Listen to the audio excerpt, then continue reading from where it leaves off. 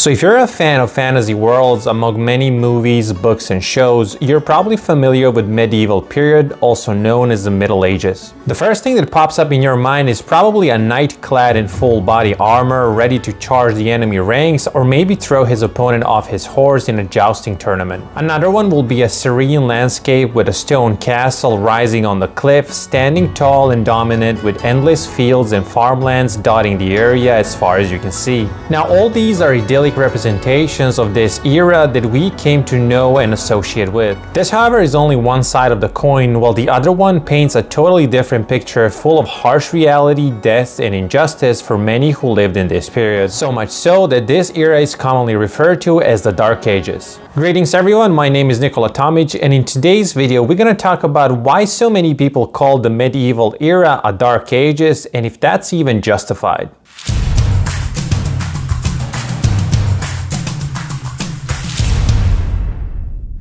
Before we try to establish if there is any merit to this bold claim, or is it just us slandering this period due to the fact that today we have much more toys to play with, we have to explain what period are we talking about and why this claim came to be. If we look at this period on a time scale, it will be between the fall of Western Roman Empire, roughly around 500 AD, and the rise of Renaissance and the Age of Exploration at around 1500 AD. This period was marked by many strifes in Europe at the time when many nations and monarchs saw an opportunity for establishing themselves on the world stage and filling the void left by a mighty hegemon such as the Roman Empire. Now this is where we encounter some of the first reasons why we tend to consider this period inferior to what it was before. The Roman Empire and the Republic that preceded it left a huge legacy and set of series of standards and high bars that were not surpassed for quite some time. The main reason for such a prosperity was the fact that despite many wars and internal conflicts, the Roman civilization managed to continuously thrive and improve its way of life for many centuries. If your way of life is not interrupted by catastrophes and other cataclysmic events, you're able to pass your knowledge to new generations that can continue to add to this legacy. Now, once the Roman Empire drew its last breath, it was replaced by many different tribes of various people who were spread out across Europe. Many of these tribes were the enemies of the Romans, such as the Visigoths, Gauls, Celts, and Sarmatians, among others. Although their fates were very often intertwined with the fate of Rome, and many traded and closely collaborated with the Romans, their way of life was still far behind the level achieved by the Mediterranean giant. This was reflected in governance and civil life, as well as the military structure and settlement organization. The early Middle Ages, or a period between 5th and 10th centuries, saw very fast-paced changes and uncertainties as many tribes and warlords were fighting and plundering each other in an effort to expand their domain. In contrast, if we look at the centralized rule and governance of the Roman Empire, it is easy to see why we came to regard the later period as the much more inferior. Another measurement that we use to determine the level of advancement of a certain era is the literature and monuments that they left behind. The classical period that includes both Rome and ancient Greece contains some of the most important creations and breakthroughs known to humanity. From sprawling cities with complex aqueducts and public buildings to philosophy, mathematics, and astronomy,